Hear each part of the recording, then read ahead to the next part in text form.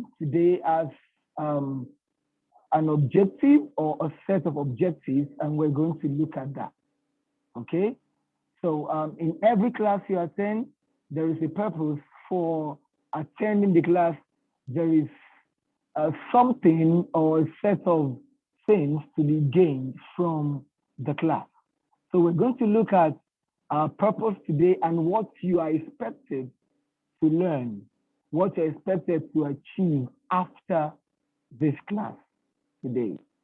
So that is the first thing we're going to look into. And please, I want to advise you, I want to tell you, if you don't have your notepads with you, get that now. Get your notepads with you before we start. Thank you very much. Ensure you have your notepads with you. Okay, shall we begin, please? Now, let's look at our learning objectives today. At the end of today's lesson, at the end of today's 2 hours of learning and sharing of ideas, you as a student, you are expected to be able to differentiate between creative writing and technical writing. So basically, the first thing we're going to do this afternoon is to learn the difference between creative writing and any other form of writing. And also, you should be able to examine the purpose of creative and imaginative writing. Now, when we talk of creative writing, you cannot overrule imagination.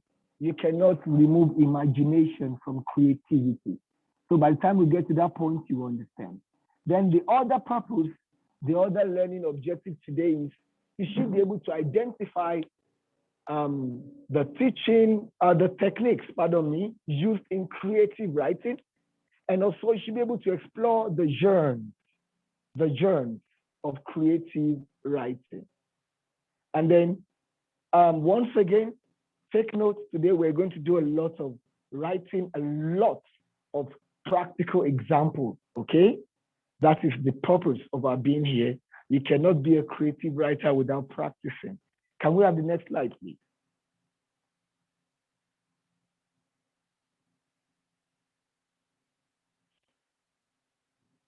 Thank you.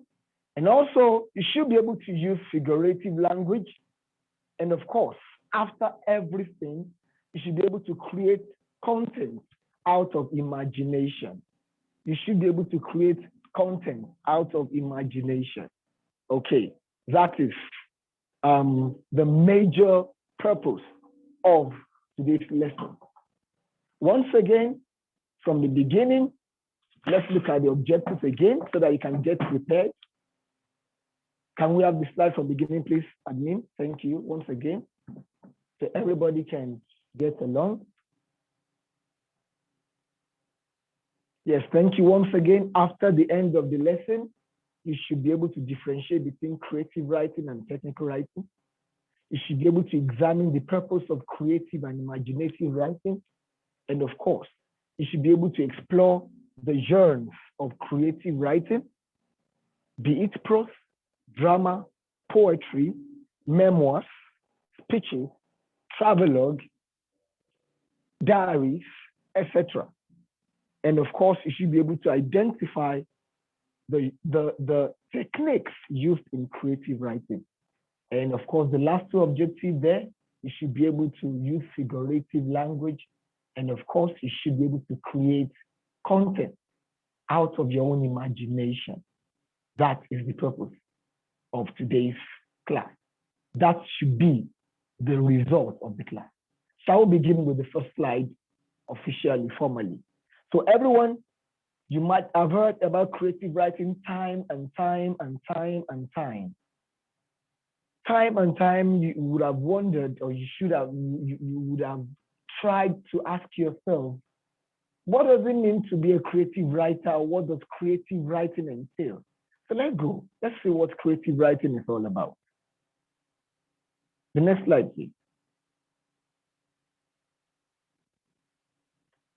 Now, what is creative writing? I had to look for a very simple definition that will suit every one of you, irrespective of your age and your level and your class. Creative writing is the art of bringing to life things through imagery and narrative, and through imagination also. Now, I repeat, creative writing is the art of bringing to life. Now, how do you bring to life? You can see bringing to life, I have to put it in quotes there. It's a kind of metaphor, okay? Okay, bringing to life here simply means you have an idea within you. You have your imagination, and then you bring it to reality. We're not talking about creation or the way man was created by God. No. Bringing to life here indicates bringing out something from your imagination into reality. Okay, it's just like when you get to your various homes. Let's say you've had a long day at school and you're so hungry, and after getting home finally, you feel like eating salad and rice. You can't just sit down and expect salad and rice to come to your table. First, it's a desire. It's a wish. You long for it. You yearn for it. And then you have to make it happen. How do you make it happen? You have to go to your kitchen. You have to put the recipe together. You have to get your ingredients. You have to cook. And when you're done cooking, you have your rice, you have your salad, and then you can sit down and enjoy your meal. However, if you do not bring it to life, if you do not act on your imagination, if you do not act on your desire, you can never have that which you desire to eat. So that's what creative writing is all about. Creative writing is the art of bringing to life things through imagery and narrative. Imagery is creating a mental picture of what you're saying. For instance, now, I gave you an example of you having the desire to eat rice and salad, and you taking it upon yourself to go into your kitchen to cook. Now, while I explained that, you will definitely imagine yourself going into the kitchen. You have the picture of yourself getting your rice and your salad on your table finally. Unconsciously, the picture rolls in your mind. Now, every one of us, we have been gifted with the power of imagination. Everyone, we've been gifted with the power of imagination. Now, what we do with our imagination determines how creative we are. The more you use your imagination, the more creative you are. In other words, creative writing is the art of making things up. Now, to make things up here, we're not talking of lies. We're not talking of unreal things. By the time we move on, I'm going to point out some things about writing that you need to be careful of. You need to be mindful of. Now, when you're creating, when you're making something, when you're being creative, you are not to tell lies. However, you are to use your imagination to create something that could happen. There is something we call realism.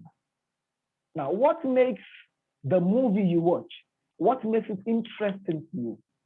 Because the writer, the script writer, whoever wrote the movie, has taken it upon himself to make it real, to give you an element of realism that could make you really have a connection to it.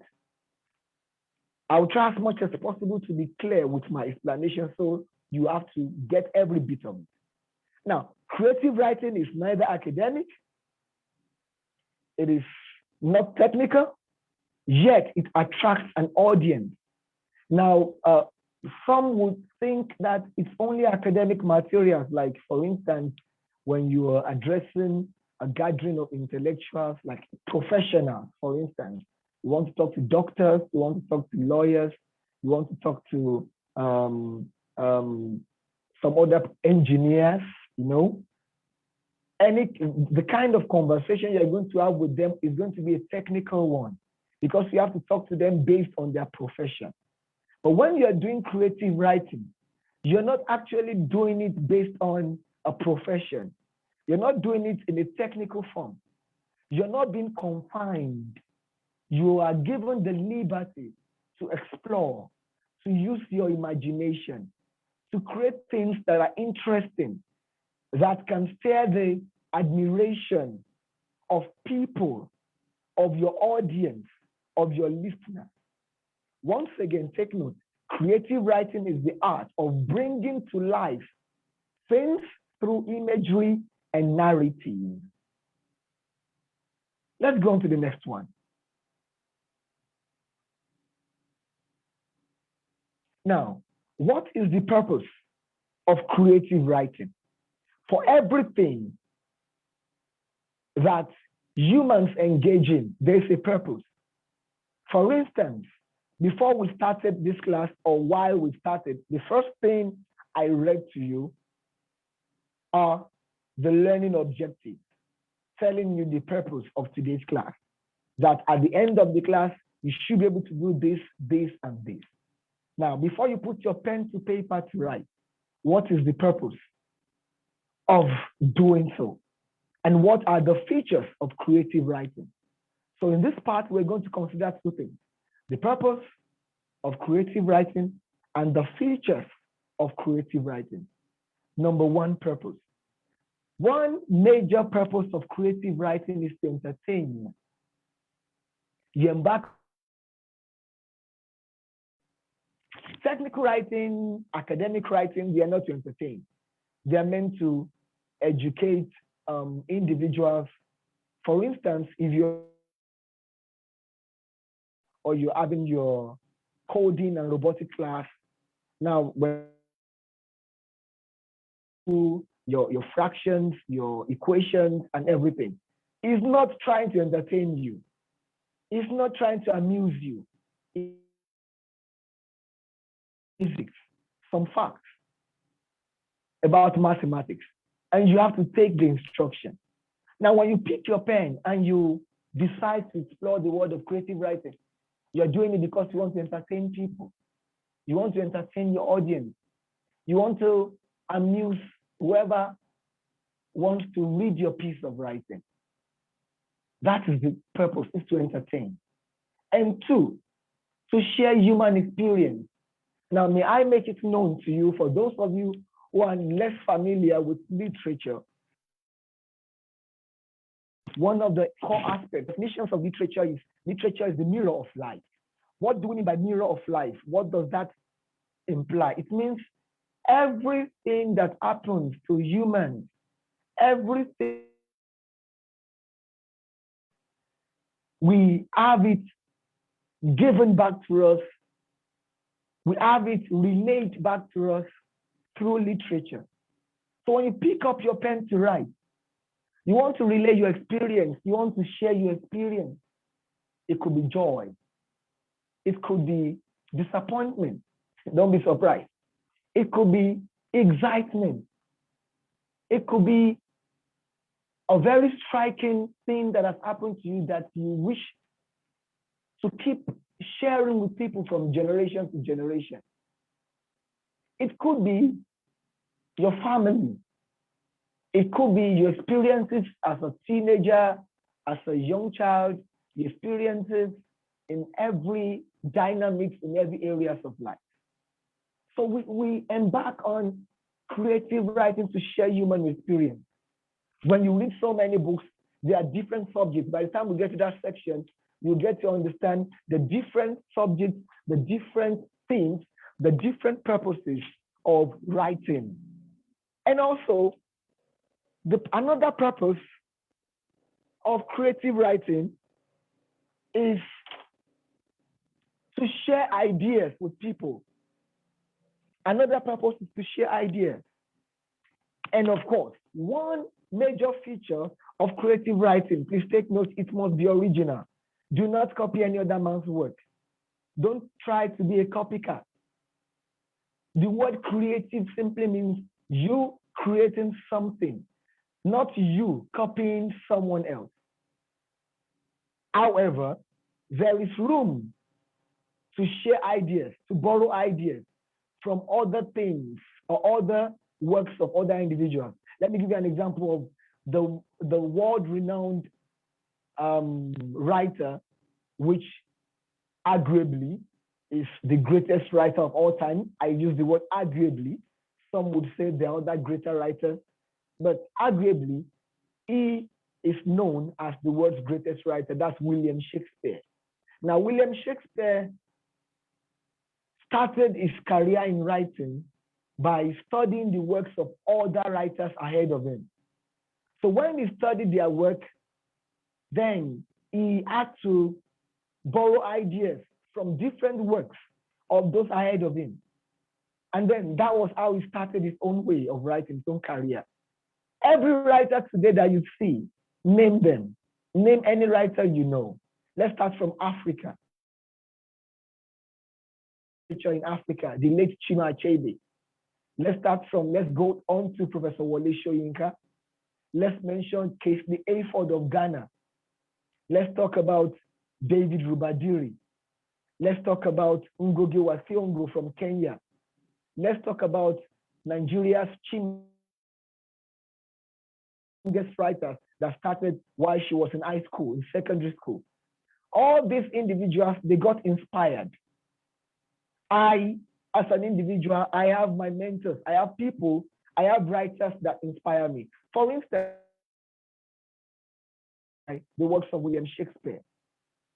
Everyone has somebody that they draw their inspiration from. Now take note of that. So for you to be a good creative writer, one of the features of whatever you're writing is it must be original. And how do you gain originality? You gain originality by creating on your own, having learned. So you have to be a good reader. I must be frank with every one of you. If you're a good reader, you're going to be a very good creative writer. And don't be dismayed. If you are the type that you don't love reading much, well, you better start doing something right now so you can get better. Another thing is, it should be self-expressive. Now, whatsoever you're writing, whatsoever you're creating, should have a life of its own. I know some of you love movies. There was a time, this popular Hollywood actor, I have to mention him, so you will get into what I'm bringing out. This popular Hollywood actor, Vin Diesel. Many of you know Vin Diesel. Vin Diesel has been on the limelight for over a decade now with his franchise titled Fast and Furious. Many of you have seen Fast and Furious. The latest one now is Fast and Furious 9. Now, why am I going into this? Now, Fast and Furious started as a creative work, okay? Most of the movies you watch out there that are epic movies, they were books turned into movies. The popular Harry Potter used to be a series. It was written originally as a book. The popular Lord of the Rings was written as a book. Name them. I can give you lots of other examples, okay, of blockbuster movies that were originally written as a book, as a creative work by an individual, which was later transferred. Now, the point I was making about Vin Diesel is, Vin Diesel made a point when he was speaking recently. He said that every work has a soul of its own. So when you are writing, for instance, you want to write a short story. Your short story should have an expression. It should have a life. It should have something you're trying to pass across. If you're writing a poem, it should have a life that it is passing across. Now, this lesson for today has a life. The life of today's lesson is creative writing. It has a purpose. It's self-expressive. So whatsoever you're writing should be self-expressive. It should not be dry. And also, it must have the element of realism. I love this part. There's something we call verisimilitude. Verisimilitude, if you check your dictionary, verisimilitude means realism. Now, if you are creating a story, for instance, you're writing, you want to explore the genre of prose, and of course, you intend to write a fiction. A fiction is an imagined story. A fiction is not based on true life experience. Now, that you are creating a fiction does not mean you should tell lies. That you are creating a fiction does not mean you should write things that cannot happen in reality. So when you are creating your story, make sure that whatever you are creating should be something that can happen, that is real, that you know this thing on a good day can happen. It can happen. You are creating a sequence. For instance, now you're writing a story that talks about a young boy who was born into a family of two, for instance. And of course, you are making the young boy is your major character. And then that young boy is growing over time. You develop that character. And then by the time you give the age of the boy, let's say you introduce the boy from age 0 when the boy was born, then gradually the boy develops in your story. In the story, the boy develops in your story, and it gets to a point. Then you mention that the boy was gifted a car by his father at the age of 6 or 7. That will not be real, because a boy of 6 or 7 definitely wouldn't get a gift of a car. Now, the point I'm making is, in your story, whatever line you're writing, there should be things that can happen in reality, not so blank to the point that whoever reads your write-up would say, no, this can't happen. So you have to be smart. You have to take your time. Creativity entails a lot of smart work. You have to come out of your shell. You have to come out of your comfort zone. You have to make yourself a bit uncomfortable. You have to live where others are. You have to go to, like the popular writer William Wordsworth would go into a secluded area, a calm place. So you have to know the kind of person you are. Are you the type that thinks better when others are sleeping? Are you the type that think better when you wake up very early in the morning? Are you the type that think better when it is late in the evening? Or do you think better when you are in the midst of people and you hear them talking? So you have to identify the kind of person you are, and then that will create realism in whatsoever you're writing, because anytime you're able to think properly, you can plan properly. However, realism will be lost when you fail to plan properly. Admin, please, let's have the next slide. Thank you. Now, what tools do I need to become a creative writer? You as an individual, what do you need to become a creative writer? You need just 2 things. They are very exciting materials that you need. Number 1, your mind. And number 2, your notepad. Those are the things you need. Number 1, your mind. Number 2, your notepad. Now, your mind is the greatest tool of all time. Now, you must have heard of Steve Jobs, the late Steve Jobs, the inventor, the creator of Apple. You use your iPhone, you use your iPad. I believe every one of you must have been told in your schools, you must have learned. I know you've already been taught that Steve Jobs created Apple. Now, if you've learned the story of Steve Jobs started Apple. Then after a while, the company went bankrupt. To go bankrupt means they had no money. They ran into a loss. And Steve Jobs was fired from the company he started. He was fired. Imagine you starting something. You got investors to invest in the company. People bringing their money into the company. You are maybe chairman of the company, but you have shareholders who are board of directors, blah, blah, blah, you know. And then something goes wrong with your company, and you, the creator, the innovator, gets fired. That was what happened to Steve Jobs. He got fired. But he said something that as long as he has his mind, as long as he is the original, the creator, the innovator, as long as he's the creative director, as long as he's the one who created the idea, that he can never, ever be broke. And you must have heard the story.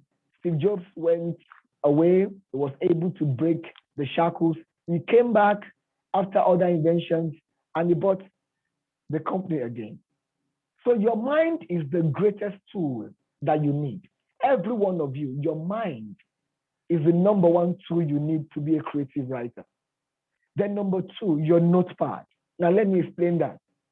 You cannot be a creative writer if you don't have a note in which you write things. Now your notepad should always be with you, anytime, any day, anywhere. You know why? Because ideas can always come into your head. And anytime your imagination sparks up and something comes to your mind that you need to put down, you need to have something to write on. If you do not have something readily at hand to write on, the idea would definitely vanish away. There's something about ideas. If you're sleeping, if you're on your bed, if you're sitting down, if you're talking to a friend, things will come to your head. Now, the greatest musicians you see, the greatest writers you see, they're always going about. You see them with their bags. In their bags, you see a notepad. If it's not a notepad, if it's the iPad, there's always the notepad on the iPad in which they type. Your Android phones have your notepad, you can type on it. There's a particular renowned writer. He would always record. Anytime something comes to his mind, he would get a tape recorder. He would record everything that flows into his head, into his mind. And afterwards, he would work on whatever he has recorded and is going to publish, write out, develop it into paragraphs, send it out for proofreading, and boom, he has a new work. So you have to be very proactive if you want to be a creative writer. After today's class, you can't just sit in the corner of your room and say, I want to be a creative writer, I want to start writing, and you're not using your imagination. Your mind is not at work. No. You have to use your mind. Your mind is number one, too. Then number two, you must always have a notepad. It's either you have your hard copy of a notepad with you, or you have your notepad on your mobile device or your laptop. Someone would always travel with a typewriter in those days. I remember having an encounter with a writer some time ago, years back, before the computer system became so common in this part of the world. Then we had fax machines, we had typewriters. This man would always go around with typewriter. He would always type. Whatever came to his mind, he would type on it. And he had lots and lots of manuscripts at the end of the day to publish. So please, I want to encourage every one of you, use your mind. That's the number one, two. The number two, let your notepad always be on you so that whenever any idea comes to your mind, whenever your imagination propels you to write something, there would always be something to write on. Thank you. Let's move on.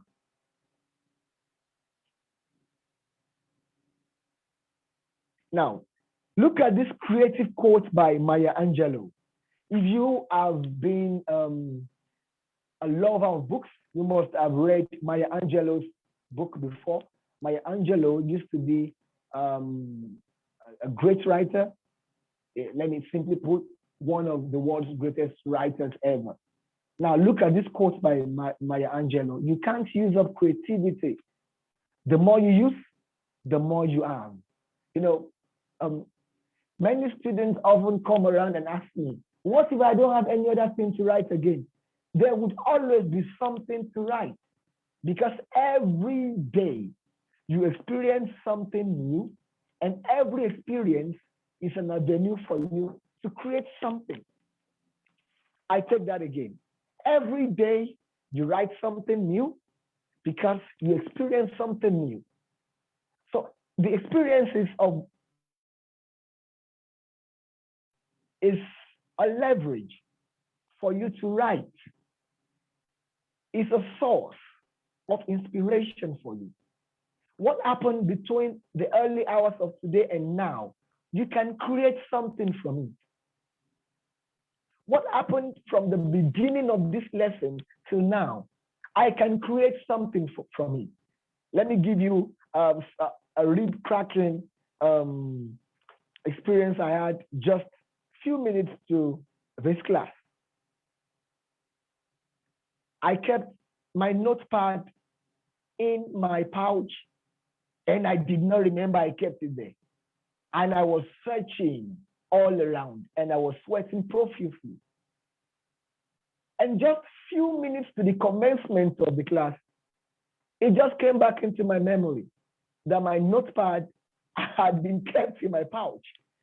And my pouch had been beside me all along I was searching. I can create something interesting. I can create a poem from it. I can simply title the poem, The Absence of the Mind, or The Failure of the Mind, or Why Do Minds Fail at Times. I can just give it anything and then bring out a poem from that experience I had today. So please take note.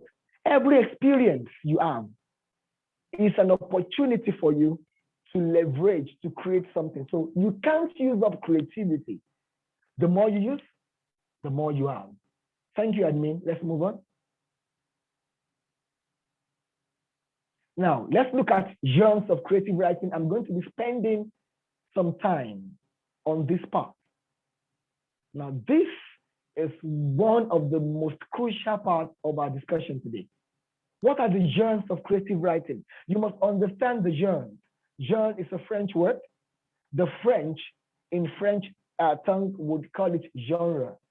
Genre, but in the English version, we call it genre, okay? Right, genres means type or kind, okay? So genres of creative writing. What are the kinds? What are the various aspects that you can explore as a creative writer? You can explore the prose. Now, what is a prose? A prose can be described as a long narrative essay. A prose makes use of narrative. A prose is a form of storytelling in words, using sentences. Okay. The prose form of creative writing is the most popular because it is easier, and let me say, it's a bit more, let me call it more compelling, and it's a bit, also, it's more easily, let me say, let me use an adjective that is simple for you all to understand. Prose is easily acceptable. Yes, let me use that word, acceptable. Why? When you go to the drama genre, drama is better appreciated when it is acted. Now, when you're reading a drama text, a play text, you have to go through the dialogue, the characters, and everything. But the prose work speaks to you directly as a reader, as an audience. And you can easily pick your pen and create a story. So that is why the prose genre of creative writing is the most popular, is the most widely acceptable, because many writers prefer to delve into it. You will see the reason soon. Now, what are some of the aspects of prose as a genre of writing? You can have fiction, you can have non-fiction. I did not include non-fiction in the slide, but just take that. Fiction is an imagined story. I've explained that earlier. I can say, by my own calculation, by my own statistics, 95% of the books you buy in town from the supermarket that you download, 95% of those books are fiction. while about 5% thereabout are non-fiction. A fiction is an imagined story. It is created out of imagination of a writer, while a non-fiction is a real life story. Non-fictions are usually based on true life experiences. Okay, if you've ever read any book that talks about the likes of Nelson Mandela or the likes of Mahatma Gandhi of India and a host of others, those are non-fiction. So let's keep that aside for now. Now, every one of you here, at a point in time, you would be expected to write a fiction. Okay? You will be required to write it in your examination, whether you're taking your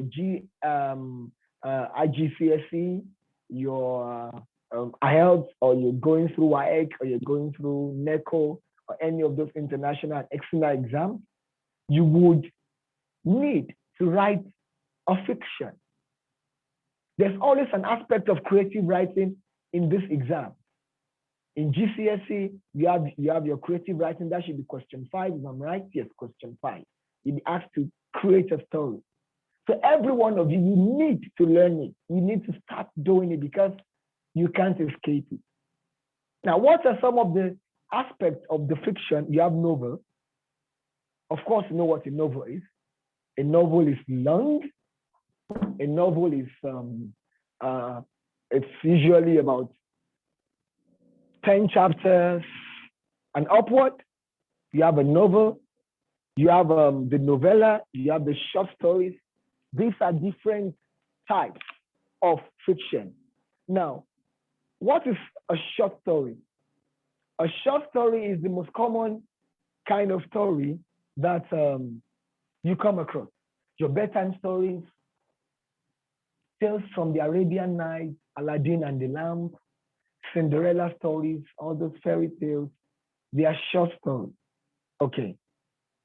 The novella is shorter than a novel and longer than a short story.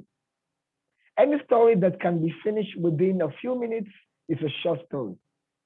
A novella would have about 1 or 2 chapters, like 3 chapters thereabout. Yes, let me say 3 chapters. While a novel, for now, before you can get to the point of writing a novel, it takes a lot of time. Many writers will tell you it took them a year, 2 years, 3 years to complete their novels. Don't be scared. We're not going into novel right now. But every one of you here, you can start with short stories. I'm going to be reading a couple of stories to you later on so you can understand. Now, let's look at drama. Drama is another genre of writing. You can decide to explore the drama genre and not prose. Now, drama is the imitation of life on stage. The way you write a drama genre is different from the way you write a prose genre. A prose is written in chapters. Drama is written in acts and scenes, okay? So when you write drama, you have to create characters for every dialogue. When you write a prose, you have to start with your plot. You need to create a plot. Now, your drama can be tragedy. You can decide to, oh, I want to write a drama. Let me explore the word of tragedy. A tragedy, of course, is a serious story. It's usually as a serious storyline that is mind-blowing. It is emotionally inclined. It is usually sad, okay? While a comedy is a form of drama in which the storyline from beginning to the end is usually humorous. Humorous. If you've ever read William Shakespeare's The Tempest, is a comedy, or you've heard of A Tale of Two Cities and other stories like that. There are other comedies. Many of you watch your Mr. Bean. You know Mr. Bean. Yeah, the popular English actor. His form of drama is majorly comedy, all through. He doesn't do tragedy. He doesn't do tragicomedy. It doesn't go fast, melodrama. No, no, no, no, no. He does basically comedy. So a comedy has a kind of humorous storyline from beginning to the end, like you know already. Then you have the tragicomedy, which is also a very common type of drama. The beginning is usually very serious and tense, and then towards the end, there is a happy ending. Okay, that's a tragicomedy. Then a farce. What's the farce? Now, this is another kind of creative writing that is explored by writers.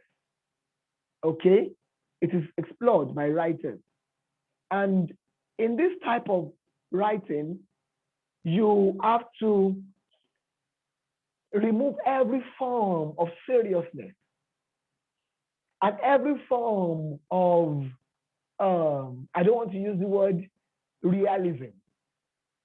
A farce is usually laden with humor and absurd storyline. The things that happen in the farce are usually things that are unusual. For instance, there was a popular South African movie a time ago, Mr. Bones. I wouldn't know if you saw it. Now, in Mr. Bones, one of the characters fell from a plane and his head entered into I think the annals of an people, and you begin to wonder, can that happen in real life? For real, it can't happen. That's a farce for you.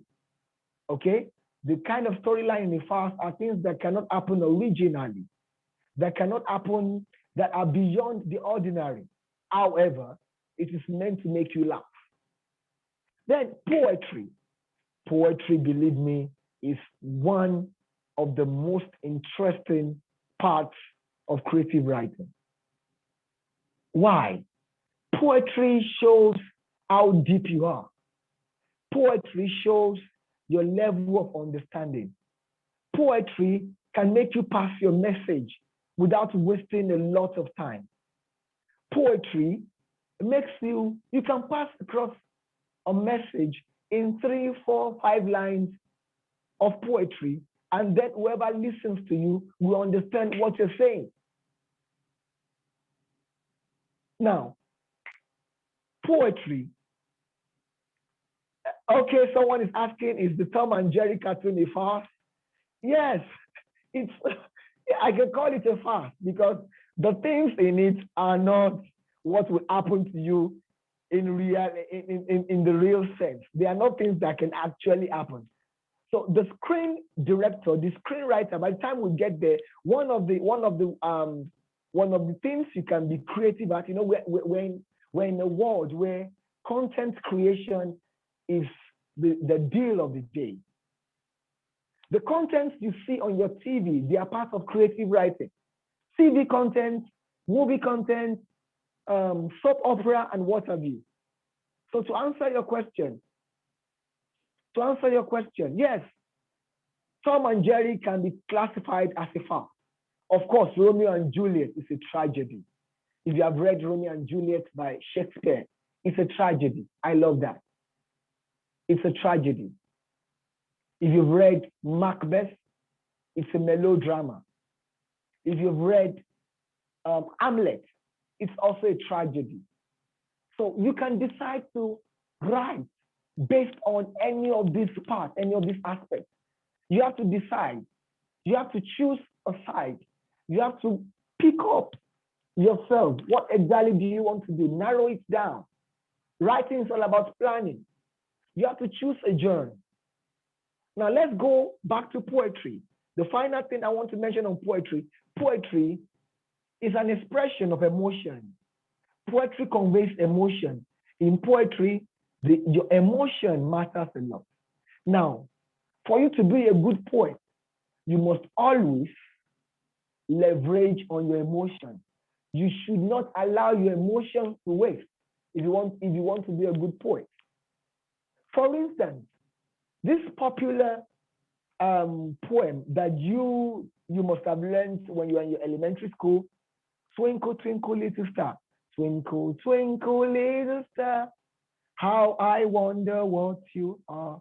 Up above the world so high, like a diamond in the sky. Twinkle, twinkle, little wonder what you are. The poet must have been outside time and time and time. And having observed that star in the sky, or the stars in the sky, glittering, glittering. And then the imagination of the poet, you know, gets connected to the stars in the sky. And the poet could not hold it any longer. He had to bring that imagination into writing. The feeling of the poet as of that time is the feeling of admiration. The poet admires the twinkle, twinkle, little star in the sky. The twinkling of the stars attracted the writer, the poet rather, and he could not hold it anymore. He gets his pen and he begins to scribble something down.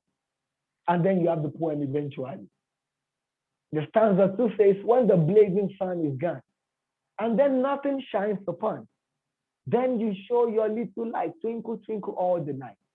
You could feel that the poet got admired, got fascinated, got drawn, got attracted to the stars. Okay? Now, the poet could not hide his admiration for the stars. The poet could not hide his imagination.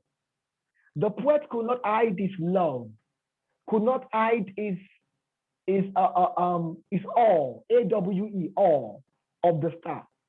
So he had to put it down in letters, in words.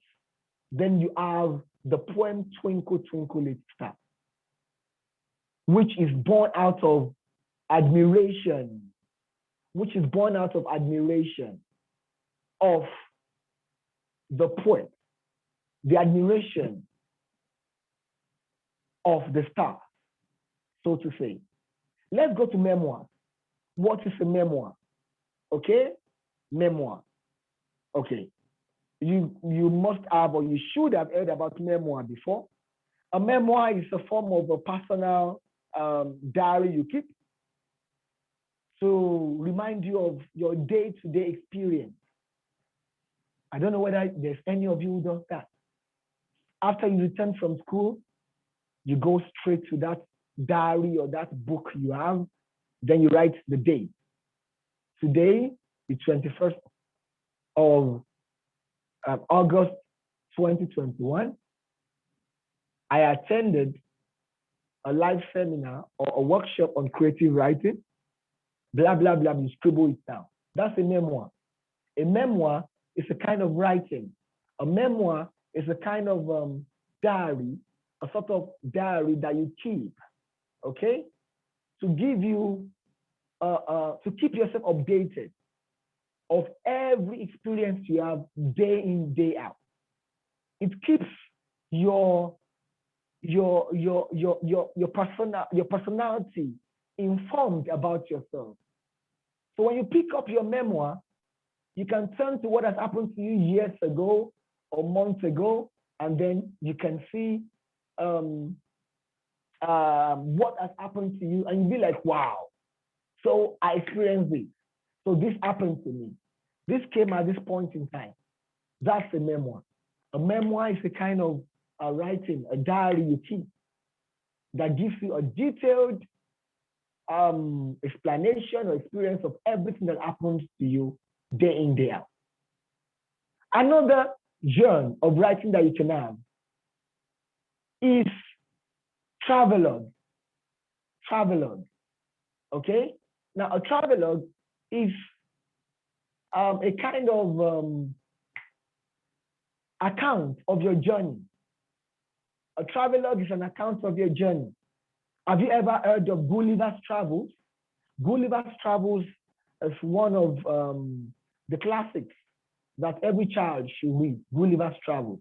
It tells the story of a young man, a young boy. Let me use the word boy. It's not a man, a young boy, a teenager, so to say, who after some time walks up to his father and tells the father that he would like to explore the world.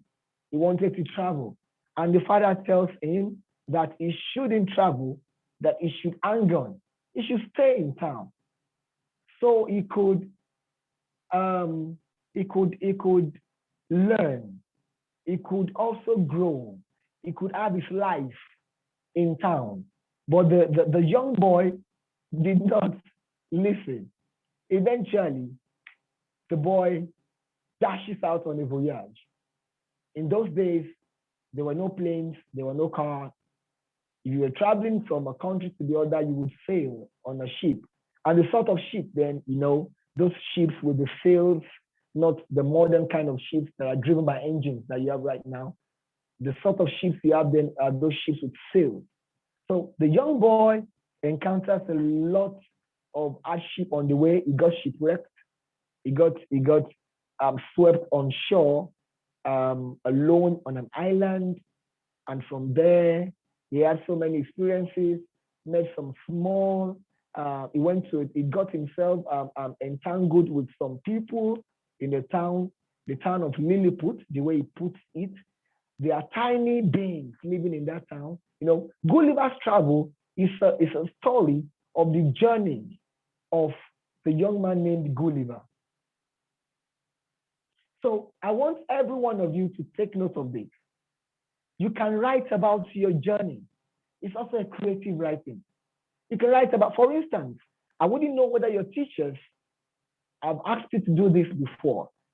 Your school takes you out on an excursion. Maybe you've gone to, for instance, you embark on an excursion to Disneyland, or you embark on an excursion to the pyramids of Egypt, or to the Eiffel Towers in France, or you embark on an excursion to Dubai, and then your teacher asks you to write down everything that you experienced there.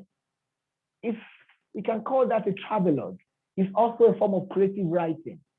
So creative writing is not isolated.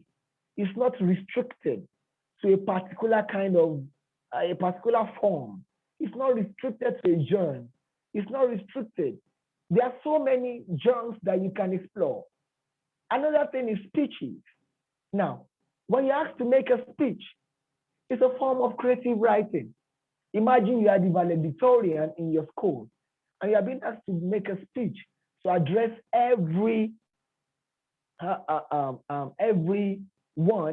present at your valedictory service. Okay?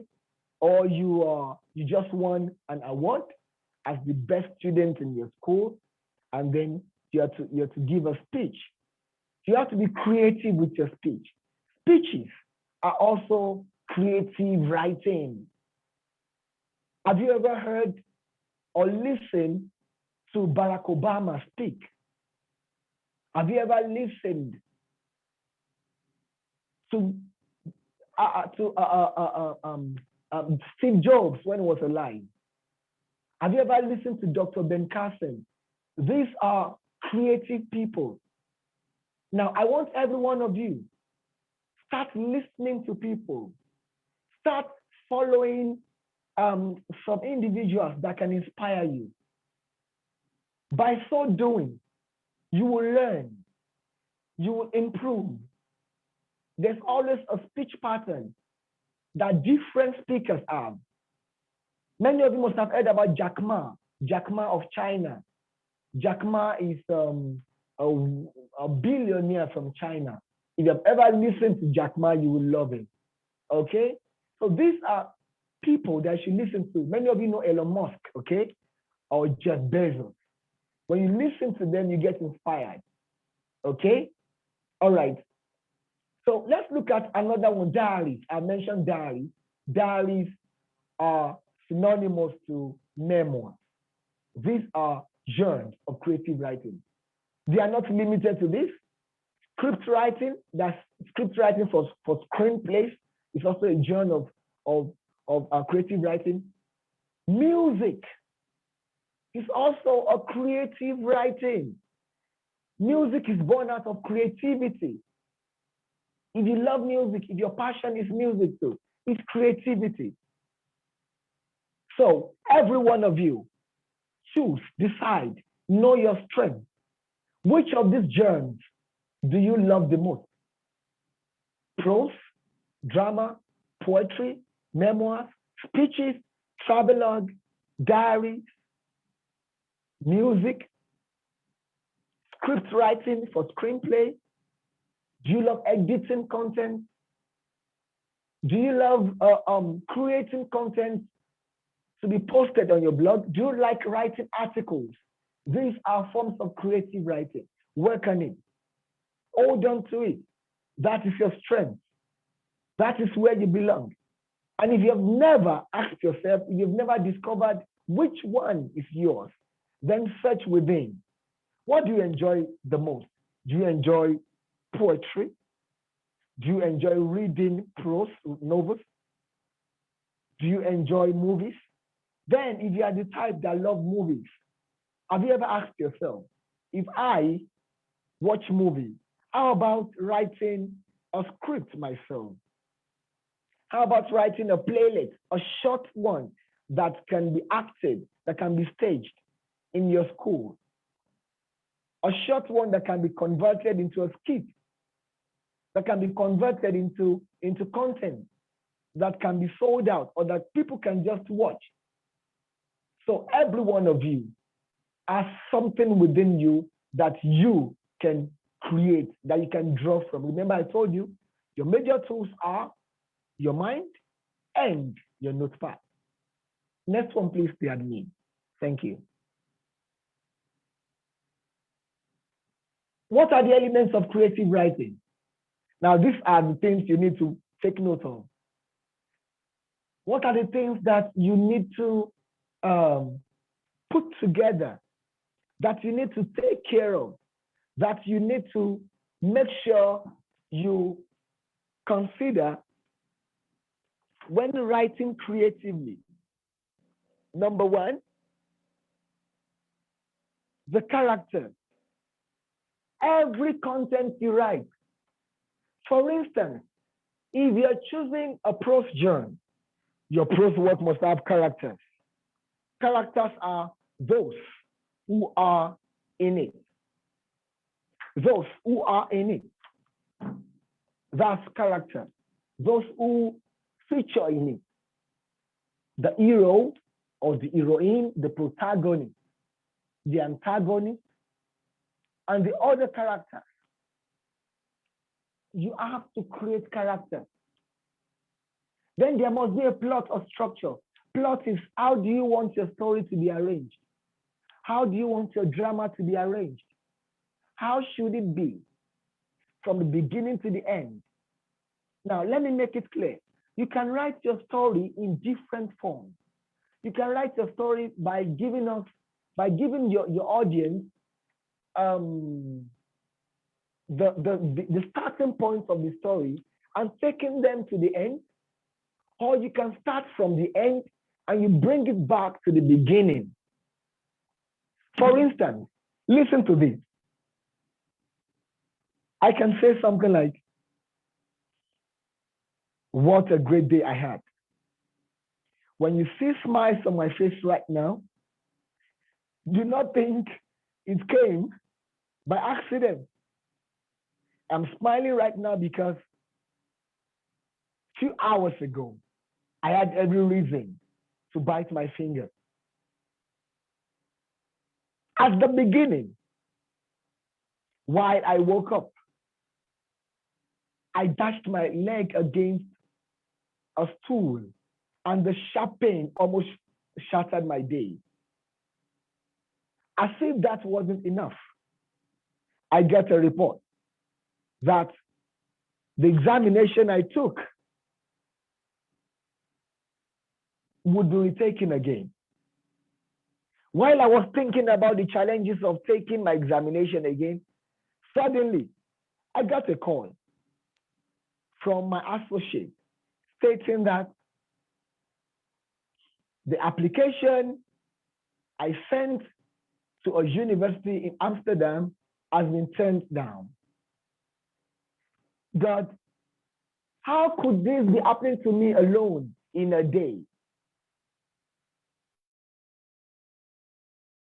I was battling with how to get out of these ramshackles. Something that lightened up my mood happened, which was the game changer. A letter came in via my custodian that the university has apologized for turning down my application earlier on, that it was a mix-up. They intended turning down the application of another applicant who bore the same name as mine. However, it was discovered that the location where the application came from are two different ones. And then my application has been taken. Yippee! My joy was restored. I forgot about the pain in my legs. And I forgot about my worries. When you see me laughing and brooding right now, do not think it's a mistake. It's as a result of the dramatic turnaround in the events that characterized my day. I decided to pick my words carefully so you can follow through. You can see the way I just gave a short exposition of an experience in a day. I started from the now, which is the smile on my face now. I took it back to what happened earlier on, which is totally in contrast to what could have brought smiles to my face. Then I took it straight into the events that almost ruined my day. And of course, I delved into the game changer, the event that turned everything around, that brought the smiles to my face, which is my present condition. So when you're writing, when you are creating your content, you must have a plot of structure. You must arrange your story. You can take it from the end and take it back to the beginning. You can pick it from the beginning and take it to the end. You can pick it from the middle and stretch it. You have to tell your story in a creative way. You can start your story by creating a form of suspense in the mind of your reader. What could he be saying? What could be happening? What could have brought about this? And then you have a creative write-up. There must be setting and atmosphere. The setting is, where is the story being created? Any story you are creating, any drama you are creating, there must be a setting. Is the setting in Dubai? Is the setting in Qatar? Is the setting in Saudi? Is it in Canada? Is it in Nigeria? Is it in Spain? Is the setting in a village? If you've read Charles Dickens' Oliver Twist, I once recommended Oliver Twist to some of students in PowerX Academy the private class. Yes, I recommended Oliver Twist to some of them. Has any one of you read Oliver Twist by Charles Dickens? If you have not read Oliver Twist by Charles Dickens, I want to encourage you, try and get it, read Oliver Twist, read Treasure Island.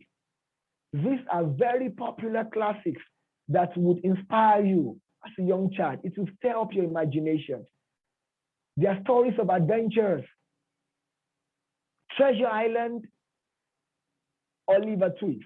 The setting of Treasure Island is on a ship sailing, a ship that has pirates on it, and a young boy with them. If you have seen the movie Pirates of the Caribbean has an appearance, an adaptation of some things you would come across in Treasure Island. Now, when the title itself tells you Treasure Island, there's an island somewhere. To get to an island, you've read Robinson Crusoe, Rama, beautiful. Daniel Defoe's Robinson Crusoe. That's a beautiful one. I like it.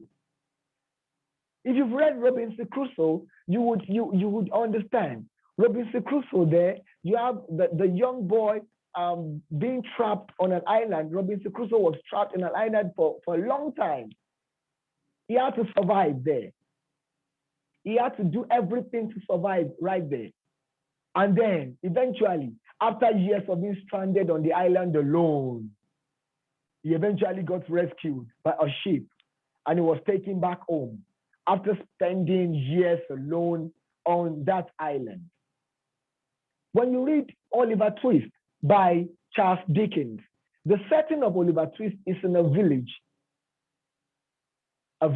far away from London. And eventually, when Oliver grows, Oliver treks from that village rather to London. Pardon me. He treks from the village to London. So you can easily identify the setting. So when you are creating your story, it should have a setting and an atmosphere. What kind of atmosphere surrounds your story? Is it an atmosphere of anxiety? Is it an atmosphere of relaxation? Is it an atmosphere of joy? Everything. So your setting deals with where the story is taking place and the atmosphere as well. Once again, elements of creative writing. One, the characters. Whatever you are creating should have characters. Plot or structure. There should be a plot or structure to your story. There should be setting. Same as the atmosphere. And of course, there must be a style. Come on, you have to have a style of writing. I repeat, you need to have a style of writing. You must choose a style. Every writer has a style. I repeat, every writer has a style. What kind of style is yours? You need to have a style. Now, when you read a book by Chinua Achebe, you would know it's Chinua Achebe because of the style. When you read a book by William Shakespeare, you would know this is William Shakespeare because of the style. When you read a book by Wole Soyinka, you would know because of the style. The same way when you speak, your parents can say, oh, that's Miriam speaking. Oh, that's Rama talking. Oh, that's Alex talking. Oh, that's Pascal talking. Oh, that's Ibrahim talking. Because you have a style. When you write, anybody can pick up your notes and be like, oh, this is Aisha's handwriting because there's a style that is known to you and to you alone. So every writer has a style. And you as an individual, you need to have a style of writing. You might be wondering, how do I develop my style? By the time you keep writing, you develop your style. It will come to you naturally. It will come to you without force. It will come to you without struggling. It will come to you when you need it. Your style will speak for you. Narrative technique, I mentioned that. There are different forms of narrative technique. We have what we call the first person narrative technique. We have the omniscient narrative technique. And let me explain the first person narrative technique. This is when you tell the story as an eyewitness. Okay? You tell the story as if you saw it, like you saw it happening. Then the third person, you describe it as if it happens to other people. Okay? And then we have the omniscient narrative technique, in which you create everything. And there's the one we call, I don't want to use very big terms so that some of you will not get confused. I'm trying to be as simple as possible. Now, let me put it this way. You can write your story telling it as if you are the one in the story. For instance, I woke up one fateful morning. I had a sharp pain in my leg. The pain was so unbearable that I couldn't hold it any longer. I walked down to my parents and told them about my condition. My parents were scared of my condition, and we had to go to the hospital. Now, if you notice, I used I, my, I and my, I and my. That is the persona style. I am the one in the story. I can tell my story this way. Ibrahim woke up one fateful morning. He felt a sharp pain in his leg. He couldn't hold it any longer. He had to go to his parents to complain, and his parents were scared. That is another way of telling a story as an eyewitness. Then, I can still have it this way. Ibrahim woke up to a sharp pain in his leg. The pain was so much that it felt as if his joints were about tearing apart from his body. Oh no, this is unbearable, said Ibrahim to himself. I'm telling the story like I can even read the mind of Ibrahim. That's omniscient narrative technique. So you can tell your story from different perspectives. You can tell it as if you are the person in the story. You can write as if you are relaying the story as an eyewitness. And you can write as if you are giving it out as someone who sees everything. And of course, the last one in this part, the themes or ideas. Every story you write should have a theme. What is a theme? A theme is the idea that you wish to convey to your listener or to your audience, to your reader. Are you trying to tell us about the joy that can be derived in hard work? Are you trying to explore the theme of honesty? Are you trying to explore the theme of bravery, the theme of sincerity? So many things. For instance, there is this popular poem. I'm going to go through that poem, a popular poem which used to be common in elementary schools back then. I wouldn't know it is still the same today. The poem talks about hard work. Yes, it talks about hard work. Now, the poem talks about what you need to do in order to get to the top. Let me read the poem to you. It was written a long time ago by a poet named Henry Wadsworth. He says, "The heights by great men reached and kept were not attained by sudden flight, but they, while their companions slept, were toiling upward in the night." I'll take it again. "The heights by great men reached and kept were not attained by sudden flight, but they, while their companions slept, were toiling upward in the night."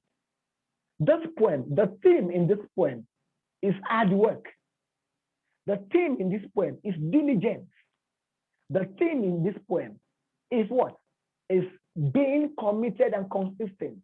That to achieve greatness, you need to be consistent.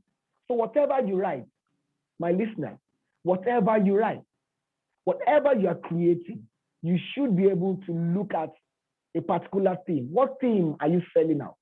What theme are you passing across? Is it hard work? Is it diligence? Is it loyalty? Is it cleanliness? Is it godliness? Is it obedience? For instance, some time ago, there was a workshop hosted by PowerX that talks about obedience. You as a child being obedient. The theme of that particular workshop is obedience. And everything being talked about is obedience. So when you're writing or you're creating your story, you should have a theme or your ideas or your subject matter. Admin, please, can we move on to the next one?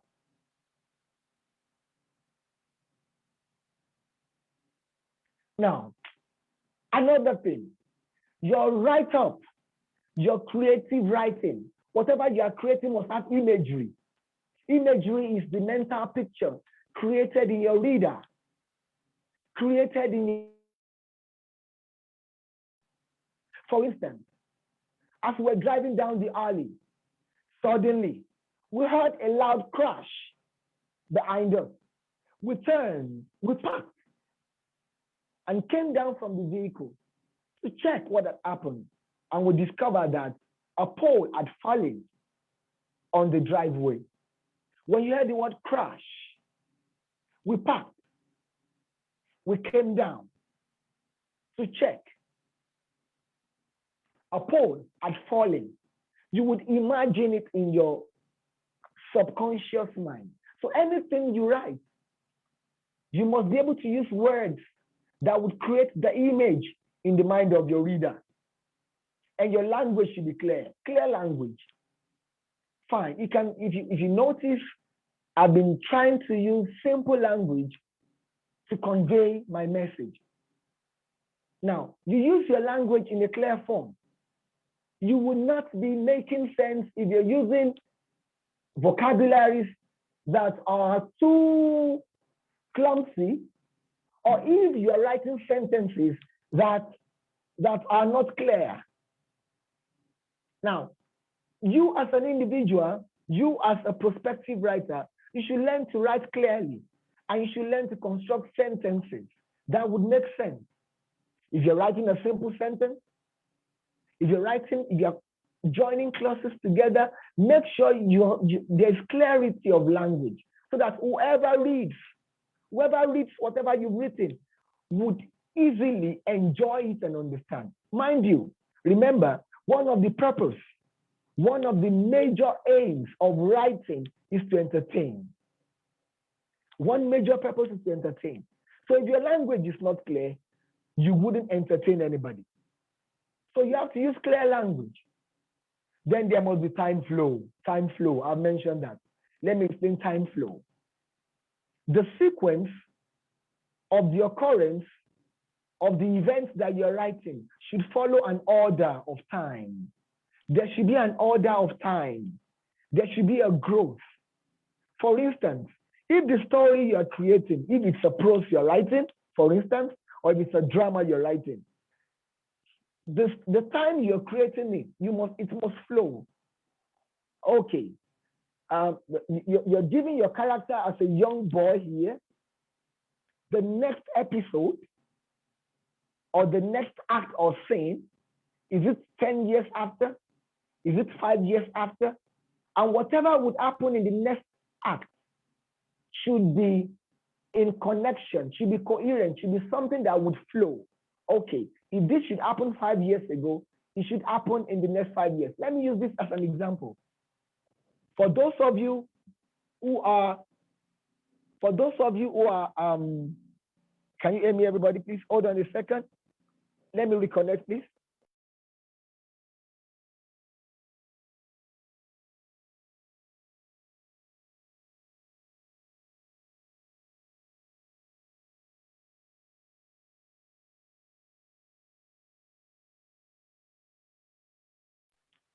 Please, can you hear me now? Thank you. For those of you who are, admin, please, can you hear me? Okay, thank you, I can see the message. Good. Now, the time flow here, you have to consider it. When you're creating your story, let it not be as if your character is not growing properly. Okay? Let there be a flow of time. Let there be a flow in which everyone who reads can understand, can have a connection that, okay, if this should happen 5 years ago, this could happen now. If you are a lover of some movies from Africa, personally, I use this as an example to explain time flow. You would understand better. Now, you would see in some screenplay, a character is shown here, and then the next scene is being spelled 5 years later, and then the character is putting on the same clothes in the previous scene in the next scene. And if it's a female character, the female character is putting on the same hairdo 5 years back in the previous scene, and it's the same hairdo 5 years forward in the next scene. That is not a flow in time. There's a problem. So in your various schools, in your various gatherings, when you're creating a script for on-screen play or you're writing, you must be conscious of time flow. It has to be sensible and reasonable. And the last one, it must be intriguing. The opening of whatever you're writing should be captivating. The opening should be, now, somebody once said that the two most important things that people will always remember about you is how you begin a conversation and how you end a conversation. And I will change it into this lesson right now to suit the purpose of this lesson. The two most important things about your creative write-up, either your prose, your drama, or your poetry, or your screenplay, or your memoir, is the way you start it. I'm going to read a short story to you. I want us to consider the opening of this story. This story is titled, now this book is titled Unexpected Joy at Dawn by one of Africa's writers, that is Alex Agwe Agiri. You don't need to put the name in your head. I want to read from it so you can have an understanding of what I mean by intriguing opening. Now listen, please. I read. She had stopped breathing before he came in. That was how it seemed to him at first. In exasperation, he screamed, "Oh, Master!" He screamed the name a second, and then a third time, and fell on the bed beside her. The hard surface of the bed not making him comfortable. He shouted yet again out of fear, "Oh, God!" He called out aloud, pushing his little hope into the doubtful cause. He was not even sure of what he was doing, but went about his whatever it was carefully. She lay motionless, face upwards. The red light streaming in through the opening in the wall danced on her face, which, though hard, showed peace. He ran his hands over her to feel her pulse, wondering in that instant whether the sickness had come to its worst and the doctor's prediction had come true at last. She has a few days on her life, the doctor had said. He began to blame himself for hoping her condition would change for the better, even though he had seen her drifting away. He pressed gingerly onto her wrist. Her tiny hands rested almost weightlessly by her side. The bed made several squeaks at the joints as he walked on her. The squeaks interfered with his concentration and annoyed him. He itched to hold her, even get hold of her life.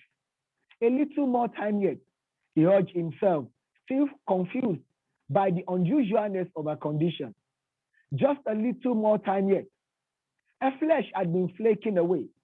By the day and within the 6 months that the sickness had run, he gauged she had become a third of her weight. Now, when you look at the opening of this, the first paragraph, you would not understand, you will be curious to know what is happening.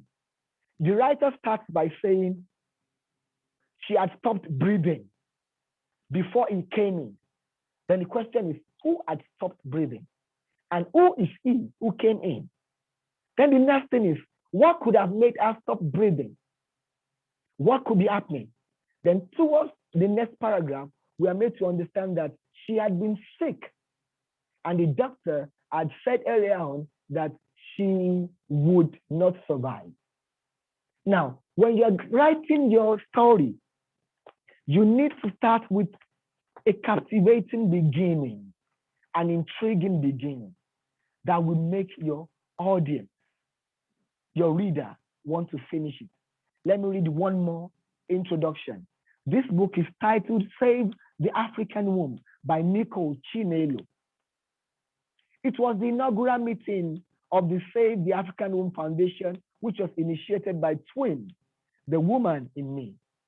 Teenagers and preteens from secondary schools around Lekki area in Lagos had gathered to listen to the paper presentation and to watch the video that had the story of Agnes.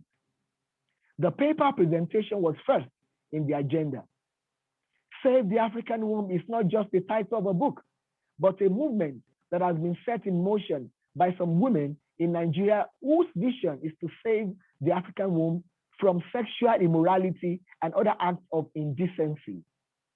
The prevalence of cases of abortion among young ones cannot be unconnected to the carelessness of the entire society.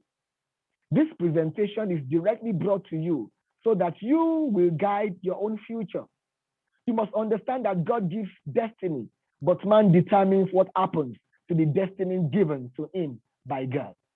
This is another introduction to a book by another writer. It gives us an introduction to what the book is all about. So anytime you want to write, think about an introduction that will be intriguing and captivating. It can be in any form. You can create it. Yes, you can do it. Yes, you can make it happen. Yes, you can be a creative writer in your own way. Let's go on to the next one, admin, please.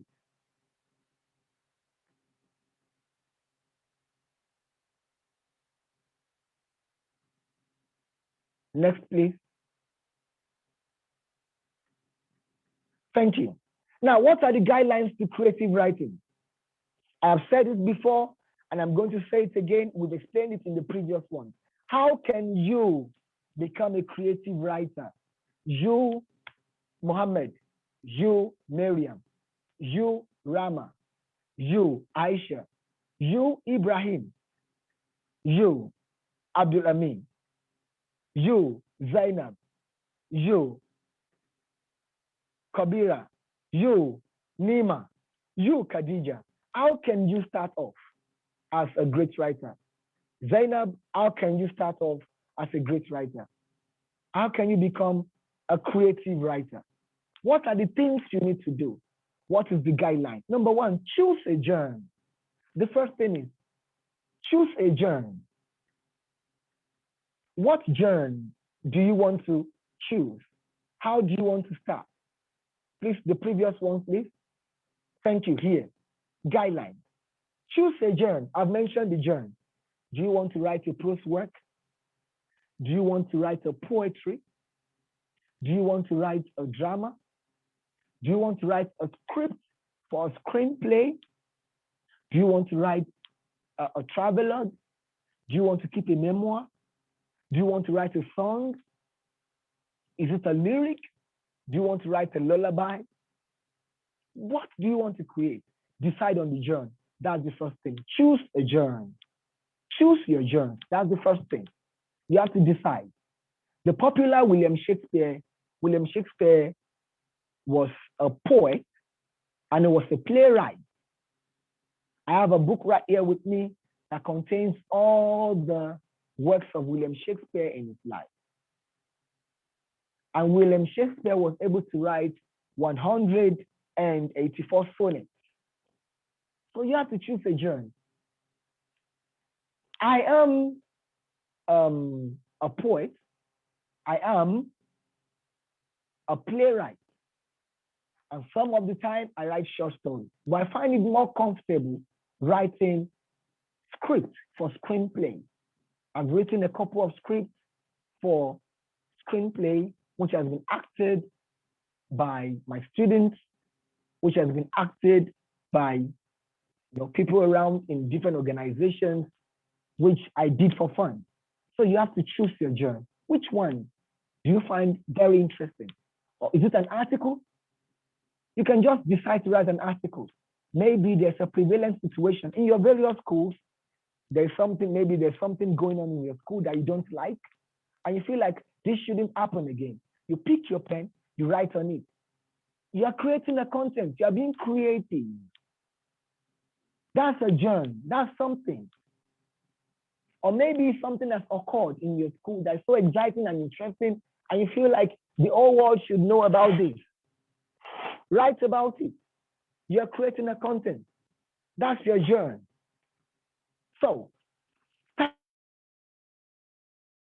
the next thing, choose a subject. What is the subject? Now, is your poetry going to reflect an experience? Is your poetry going to reflect a day-to-day life? Is your poetry going to reflect? Let me just mention this. When I was talking about poetry, I forgot to mention there are different kinds of poetry as well. We talked about different kinds of prose. We talked about different kinds of drama. Let's also talk about different kinds of poetry. Let's mention it so that you can have an idea. For instance, you can decide to write a poem about nature. If you are the type that love nature, you love the flowers, you love rain, you love the firmament, you love everything natural, then you are a romantic poem. Now, in literature, romantic poetry deals with nature, please. Okay? So anytime we talk about romantic poetry, in writing, in creative writing, it talks about nature. For instance, it is right about, like the first poem we mentioned, which is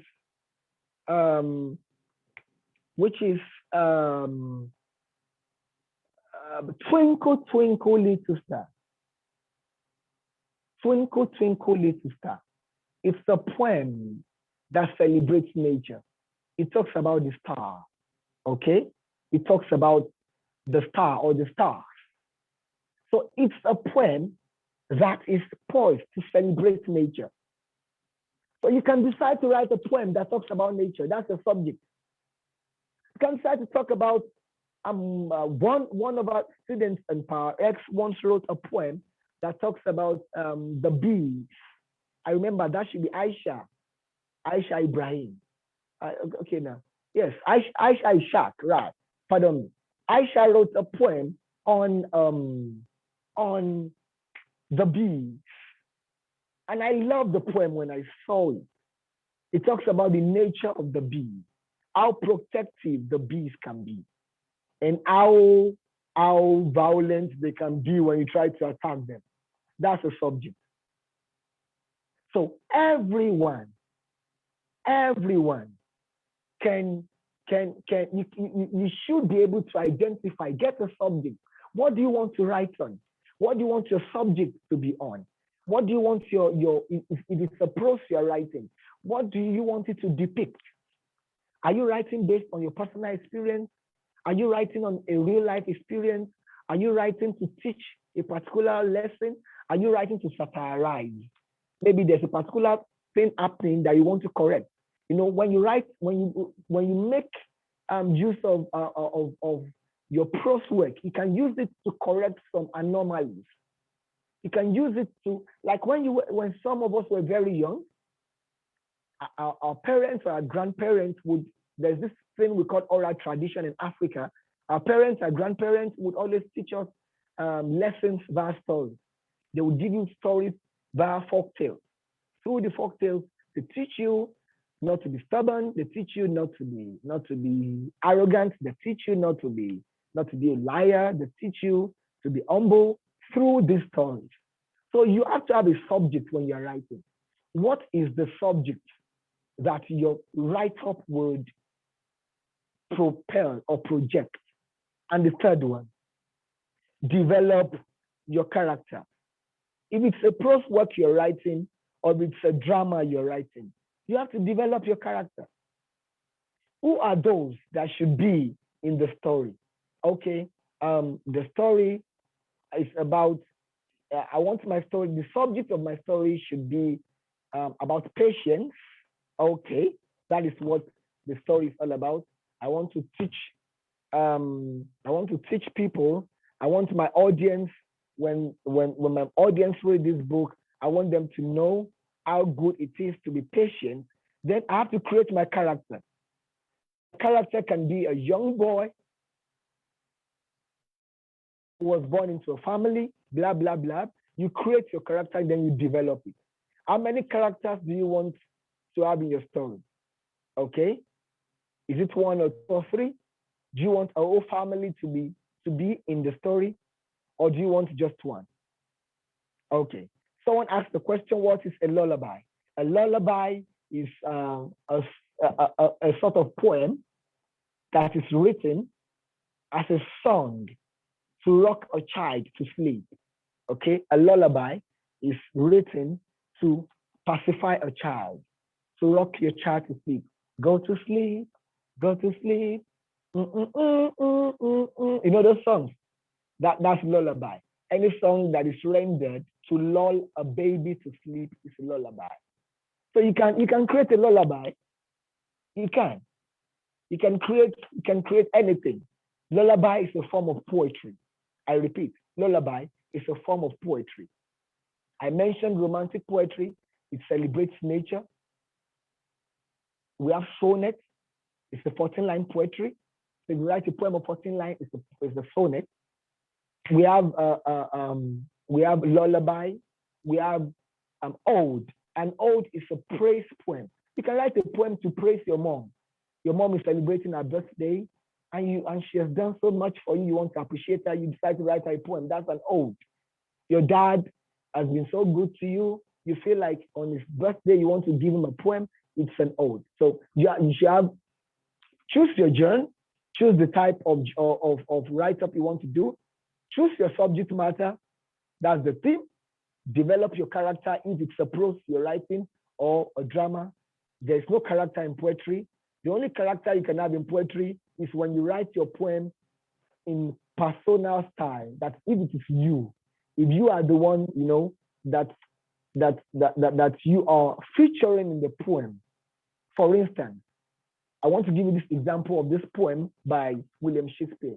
Shall I compare thee to summer's day? He himself is the one in the poem. He uses the pronoun I. Shall I compare thee? He puts himself into it. He is the character in the poem. Okay? Or this popular poem by J.P. Clark, which is titled Piano and Drum. Then I hear a wailing piano, solo speaking of complex ways, in tear-furrowed concerto. That is another style of writing a poem in the personal way. The poet himself is the one in the poem. He says he hears a wailing piano. So you have to choose what I call the character. Then research the background. If you are writing for an examination, for instance, you've been asked in your GCSE or in your to create a story. Whatever story you're creating, know much about it. If you're writing on your own, okay, outside, you're writing on your own, you're creating your story, research the background of your story. Anything you want to write on. You cannot write science fiction if you're not fully grounded in science. If you want to write if you want to put out a creative writing on ICT or on the computers, that you must have a full knowledge about the ICT. You want to write out something about politics, you must have a full knowledge of politics. So you have to research the background. And finally, write an outline. Please take note. This is most important if it's an examination you're doing. You want to write creatively in an examination, learn to write an outline. Okay, paragraph 1, what should I put in paragraph 1? What should I include in paragraph 2? Okay, in paragraph 3, all right, paragraph 1 should be my introduction, should be my intriguing opening, my catchy opening, the opening that will blow the mind of whoever reads it, that would make my reader know that the story they're about to read is a captivating one. It's going to be a cruise, a smooth one. So you have to create that. So you draw an outline. An outline is like when you're going to the grocery store, you need some items, okay, and you make a list. All right, you look at the things you need. Okay, I need a belt. I need a pair of socks. I need a pair of sandals or shoes. I need a wristwatch. Blah blah blah. You make your list. You calculate it. You go to the grocery store. You buy whatever you need. Blah blah blah or whatever. We need this and that in the house. So if you do not make a list of whatsoever you want to buy, if you get to the store, you could end up wasting your money buying irrelevant things. So that is the essence of an outline, provided it's an examination. If you're writing creatively for an exam, you need to draw your outline. Your outline will help you, arrange smoothly. It will help you arrange your paragraphs beautifully. It will make it flow. It will make it orderly. It will make it organized. However, if you do not draw an outline, you could run into error. Mind you, if you're writing a short story, which is not meant for examination purpose, but it's just for your personal development, or you intend to publish it, you intend to make it, put it out there for people to read, or on your blog, you have to draw your plot. You can see, you make the plot if it's a fiction. If it's a fiction you're writing, you draw the plot. I have explained what plot is earlier on, so I don't need to go over that again. The next slide, please, admin.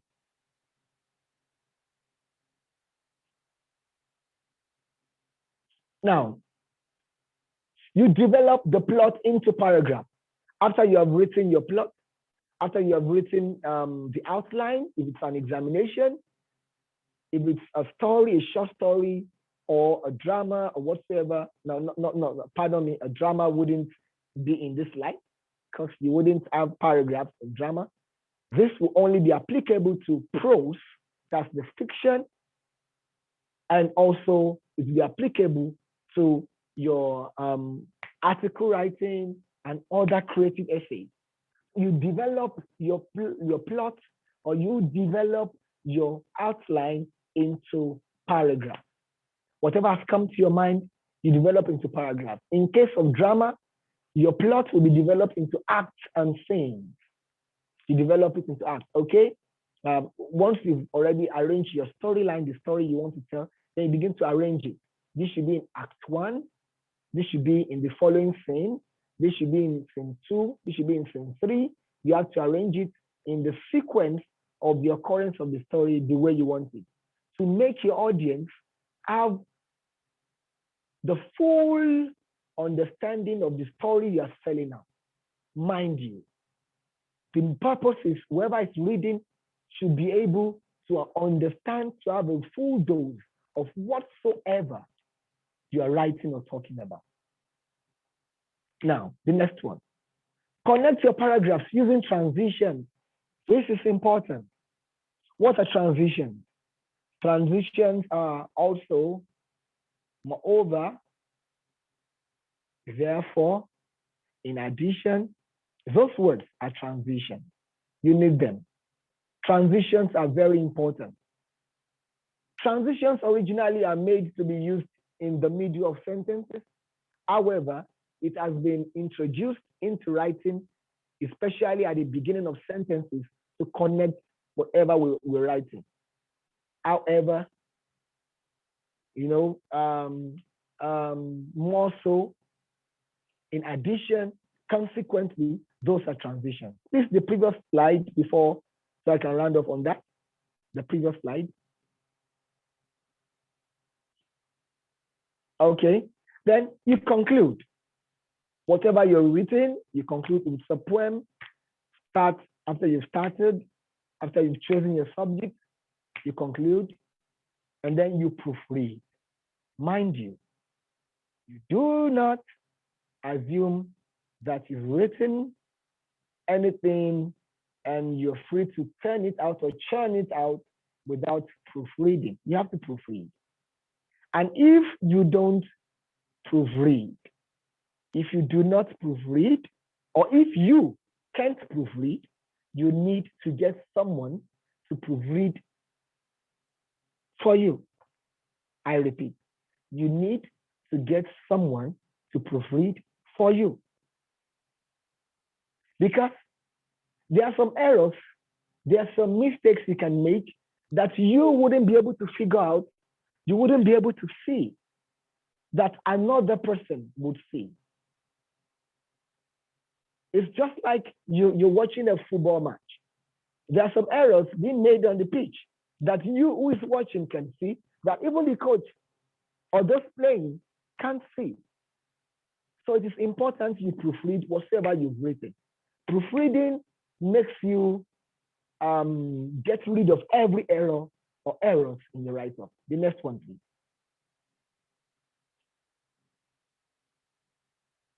And what are the ways by which you can improve your writing skills? Now, everything we've been saying all through, it all boils down to writing. Remember, creative writing revolves around language. Whatsoever you want to create, you need a language. And our focus here majorly is English language, majorly. Write with them and be creative. But our focus right here is the English language. One of the problems that young ones have when it comes to writing, one of the things that makes writing so tedious or seemingly for majority, these things I'm about to itemize. One, you have to work on your vocabulary. Every day, endeavor to learn new words. It improves you. There's this song, when I read, I know. When I read, I grow. So when you read, you know. When you read, you grow. And when you read, you sow into your tomorrow. Some years ago, when I was very young, when I was a teenager, I would sit by my mother's TV. I would watch newscasters. I would watch people read, news items and other things on the TV. And there are some things I wouldn't understand. And I would keep asking my mom, could you please explain this word to me? And I would look at her. When would I also get to these people? When would I also get to understand people speak without, having to ask questions at every point of the way, every step of the way? And then my mom would tell me, one step at a time. Ensure that every new word you learn, get the definition, write it down somewhere, and then keep moving. And I want to encourage every one of you. Keep a book where you write vocabulary. When you come across any vocabulary in your day-to-day reading or your conversation with people, write down the vocabulary. Get the definition. Look at how the words are used in a sentence or in sentences. And then you're getting developed. Just like you eat to grow, you read to grow. It will get inside of you unconsciously. By the time you're reading, your vocabulary bank will supply you the right words to fill in, to use, to express your thoughts. And then you have to develop your writing style. I mentioned that earlier on. Everyone needs a writing style. Keep writing and you get better. There's this saying that writers are born and not made. I do not agree with that. And lately, many writers have also disagreed with that. It is true. Some people are born writers, it's true. However, everyone has something to write about, something to tell. And we all have our power. Human, you have your imagination. And when you have your imagination, you can write something. So you can grow. You can write. Start by putting that thing that comes to your mind down. Just write it down. From there, you put it together, you arrange it, you fine tune it. You can go to somebody who has a better understanding. Sir, I've written this. Can you go through it for me? And the person would correct you. And you get to a point where you begin to write on your own without having to rely on anybody. But there's always a process. There's always a starting point. And do not be scared to begin. One step at a time. Then you need to learn figures of speech. This is not, I wish we had more time, but this is not a full class for literature. I would have delved much into explaining figures of speech. Figures of speech will take us 3 to 4 different sessions to master, to talk about. You can't be a good poet without some literary devices, without some figurative expression. You should be able to use simile, metaphors, hyperboles. Mind you, some of you call it hyperbole. It's not hyperbole. It's pronounced hyperbole. So you should be able to use metaphors, hyperbole. You should be able to use rhetorical questions. Simile is when you're making comparison of two things using as or like. Metaphor is when you don't use as or like, but use is. Instead of saying Aisha is as gentle as a dove, which is simile, you say Aisha is a dove. That's metaphor. You're not saying she has turned to a dove. You mean she's calm, she's cool, she's gentle. Hyperbole is exaggeration. You need to understand when to exaggerate, to create humor, to create an attention somewhere. Rhetorical question, you need to use it. Oh, do you think you will be like this all your life? That's a rhetorical question. You need to know when to use them in write-ups. Lots and lots of other figures. Use alliteration. I could delve into that. I mentioned that you should develop your narrative technique. I've told you, choose a narrative technique. Do you want to tell the story as if you are the one in the story? That's the first person. Do you want to tell the story as an eyewitness, like you are giving the account? Do you want to tell the story as an omniscient narrator, like you are telling people, like you're telling people that you created everything? You can see into their heart, you can see into their corners. You're giving the story like you see everything. And finally, Arthur Ashe once said, and I quote, "Start where you are, use what you have, do what you can." End of quote. I take it again. Start where you are. I believe you understand that. Use what you have, do what you can. This is credited to Arthur Ashe.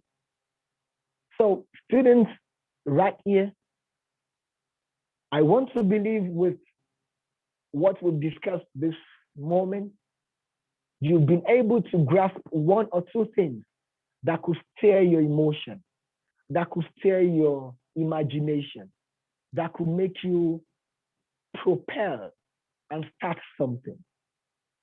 Do not forget the two major tools that you need to be a creative writer are: one, your mind, that's your imagination, and two, your notepad. So use your imagination well and use your pen on your notepad well. Leverage on your emotion. I've said it before and I will say it again. Do not allow your emotions to waste. Every emotion that you feel can create something, can make you bring something new out. If you're a poet, leverage on your emotion. Oh, it's 4 p.m. already, Nigerian time. It's time already. Admin, I think this would be a good spot to call it a day. Thank you very much. Thank you very much for listening. Thank you very much. I hope we don't have any questions for now. And if there's no question, I appreciate everyone for being on board. Someone is raising up her hand. Can we quickly attend to that question before we leave? Please do. Let's do that, please. Okay. Thank you. Mike. I hope you can unmute yourself now. Go ahead. Yes, sir. When they were teaching me in school, they said that there are 3 types of popular films when you're writing an essay or a letter or a story. That first person, second person, third person. Should you always use it, or you can sometimes use it? Okay, should you always use it? Or Yes, you can sometimes use it? Is that your question? Yes, sir. Good. You can't use the 3 at once. Any of the 3 when you're writing. And you can decide to stick to one, but it depends on the kind of story you are telling. If you are telling a true life story, of course, you use the first person. If the story is yours, if the story you are creating is something that happened to you, definitely you use the first person. But if you are giving out a story as an eyewitness, definitely you will not use the first person. So the kind of story you are telling will determine the narrative technique you are going to use. So you can always change your narrative technique in order not to bore your reader. For instance, today you created a story, use the first person. Tomorrow you want to create another one, try another technique to make it different. Just like today you make fried rice, tomorrow you make jollof rice. So that you not keep eating the same kind of rice all the time. Have I answered your question, please? Yes, sir. Thank you, sir. You're welcome. Are you satisfied? Yes, sir. You're welcome. Any other one, please? So in the absence of no question, then we can end the class now. Thank you for being with the class since almost 2 hours. I hope you have gained 1 or 2 things. You have taken note of those points, and I believe it will be beneficial for us all. Thank you everyone for coming. We can drop the curtain now and call it a day. See you next class. Thank you. Thank you very much. Thank you. Thanks for having me.